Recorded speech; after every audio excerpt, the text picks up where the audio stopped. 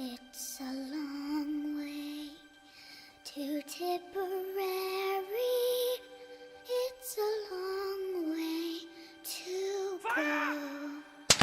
The Bloody Irish is about a pivotal moment in the birth of a nation. In this supreme hour, the Irish nation must prove itself worthy of the august destiny to which it is called. This is an experience, this is a show, I think the likes of which you've probably never seen before. It's not a drama, it's not a musical, it's a perfect combination of both. What will you have? Will you have a pint? I'll have a pint with you, sir. And if one of you don't order soon, will be thrown out of the boozer. It has elements of a musical, it has elements of a theatre show. All around my hat, I'll wear the tri-coloured ribbon, and all around my hat, until death comes to me. The music is just so powerful, so beautiful. They are the songs that dismantled an empire, and they gave birth to this nation that we have today.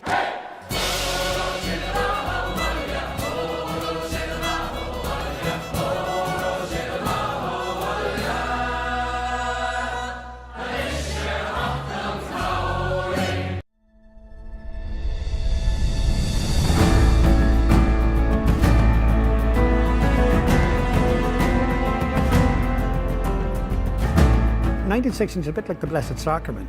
You're not allowed to mess with it. And when the idea was put to me that we might do something about 1916, I went, no. It became more and more interesting to me to think about something that we could do that was maybe slightly contrarian, with extraordinarily long running overtones in Irish history. And it appealed to me from that point of view. We started working on this 16 months ago, and a colleague of ours suggested that maybe a good idea for the future for a different show would be to do a musical about 1916. Barry Devlin, the writer, and myself thought this was the maddest idea we'd ever heard.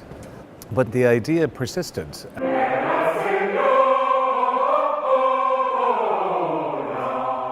And we then spoke to David Downs, who's the musical director on the show, who I'd worked with previously on Celtic Woman. And from there we got kind of excited about maybe there was something in this idea. I was drawn to several things instantly. I remember saying to them, number one, I love the idea of taking the songs of the time, the songs that the people sang in 1916, and giving them new life.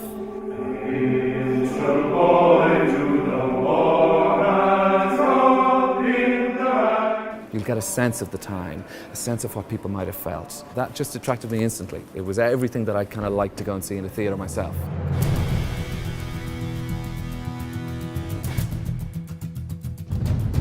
We've been working towards shooting it for TV. We've had to rehearse a show from scratch, right from the very beginning, and build all the sets and costume and all that for a one-night performance. The ramp up from day one of rehearsals to, when we're 2 days away from shooting now, has been really intense and steep. As we got into it, it became clear that my part in the piece was to be really collaborative with the writer and the musical director and the producer. We intended, I think, to get a stage show that would tour in late 2015 and then move into 2016. PBS were interested in filming this and showing it in America, and that appealed to us as well because it uses, a lot of the techniques that motion pictures use.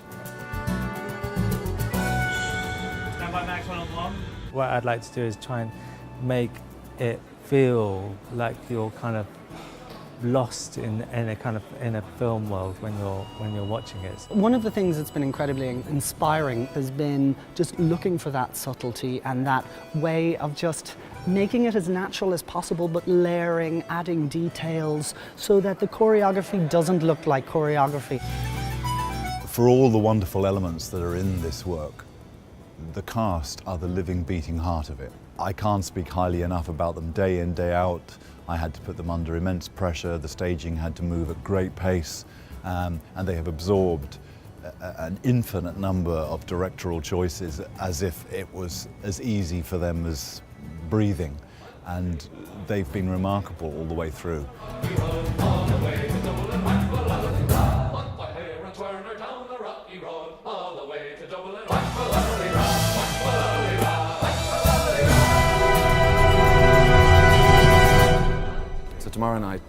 this auditorium will be filled with 500-600 audience members all wondering what's going to happen on stage. So my feelings are going to be terror. I think they're not going to expect what they're going to see.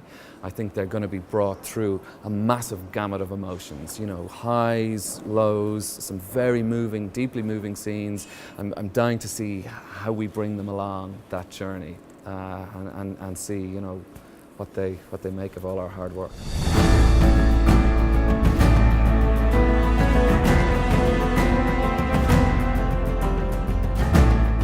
How will the audience react? I hope they won't stone me in the streets. You just never know what people are going to make of a thing. You know, that's always in the lap of the gods. I don't think it's what you expect when you come to see it. I think that makes it really interesting, and I think the audience will be emotionally charged by it. I would like to think that the scale of what we're doing here will be very well received. It is a very emotionally charged piece, so I'd imagine it'll be the odd Kleenex moment. That would be our hope. But the Angelus bell or the Liffey swell rang out through the foggy June. Elizabeth O'Farrell was one of the bravest women I know. She was also one of Pearse's right-hand people. She was a midwife originally, and her involvement then in the nursing skills department became very, very useful during the few days of the fighting. I just admire her so much. I can't believe I get the honour to portray her in this wonderful story.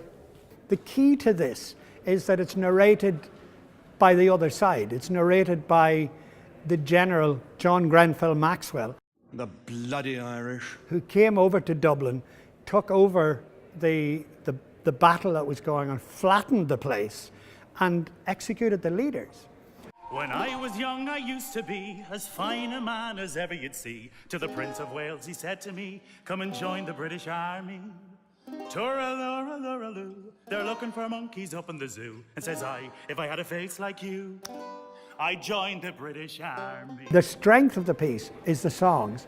David Downes has just done genius things with these songs. Just how he's revisited them, he's kept their appeal, but they're absolutely revitalized, and you know, they just come out of the traps.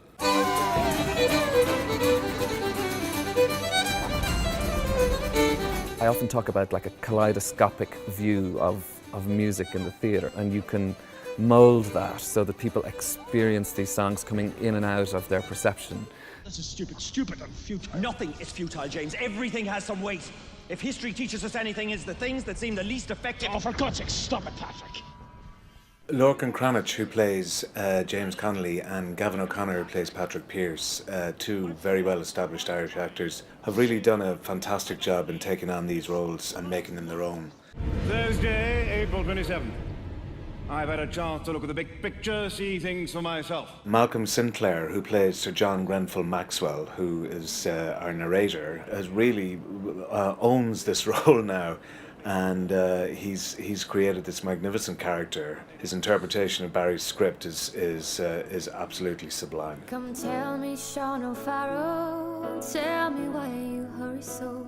We have a tremendous cast. We have, you know, the Unequaled Lisa Lambs, Emmett Cahill, of course, is terrific, Owen Cannon, Ruth McGill, you know, Jane Weiser. And then on top of that, we've got our ensemble that just really fill it out and give you a real sense of this is a group effort. You know. Good night and joy be with you all.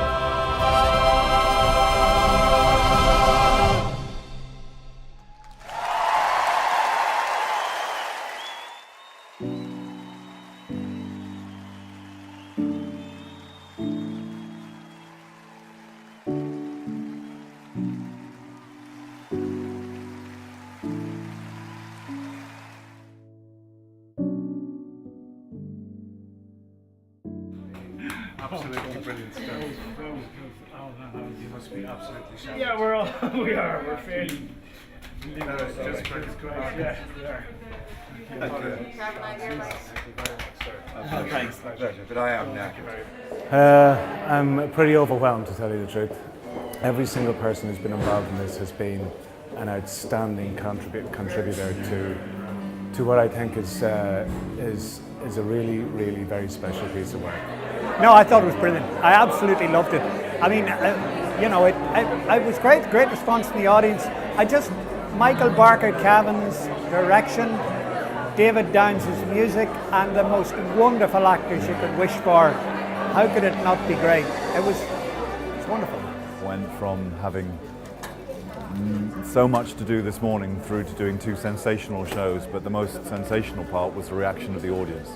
We're blown away by the response of the audience here tonight. A great new show has been born, and I think we are really looking forward to developing the piece now, taking it further and taking it off for the rest of the world to see.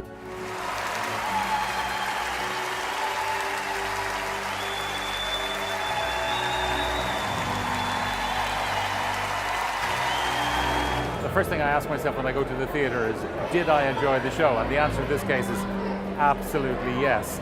I mean, it's an extraordinary conceit, songs we all know well, a narrative that we all know well, but told in a way that we don't know well. It's innovative, it's entertaining, and I think it's absolutely brilliant. I'm blown away. Had to hold back the tears. The passion, the music, the visuals, everything tonight is just mind-blowing, and people in the States are going to really be in for a treat with this amazing show.